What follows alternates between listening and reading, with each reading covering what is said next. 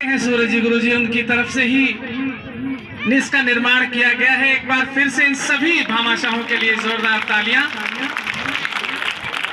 आओ कुछ ऐसा कर जाए, मरकर भी जिंदा हो जाए, कुछ काम निराले कर जाए, जग में पहचान बना जाए।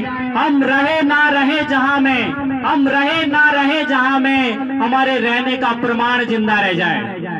साथियों, ये शाश्वत सत्य है कि मनुष्यों का आना जाना, जीवन मरण ये चलता रहता है। परिवर्तनीय अस्मिन् संसारे मृतो को न जायते, यो सह जातो ये जाते न याति वंश समुन्नति। जो इस संसार में जन्म लेता है मरता जरूर है, ये शाश्वत सत्य है। किसी के मन में यदि वहम है कि मैं हमेशा जिंदा रहूंगा तो वो निकाल देना। लेकिन मरने के बाद में भी यदि कोई जिंदा रहता है तो वो मनुष्य रहता है जो एक शानदार लेगेसी, शानदार परंपरा पीछे छोड़ के जाता है, जिसका अनुसरण करते हुए देश और समाज आगे बढ़ता है।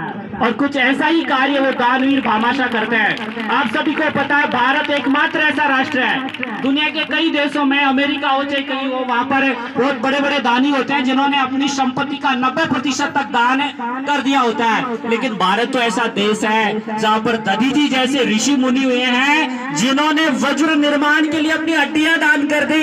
इससे बड़ा उदाहरण इतिहास में कोई हो नहीं सकता।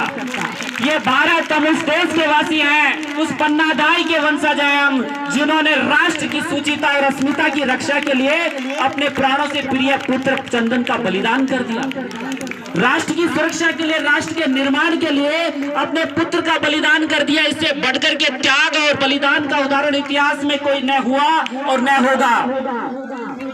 भारत में कर्ण जैसे दानी हुए हैं जिन्होंने अपने वचन को निभाने के लिए कवच और कुंडल तक दान कर दिए।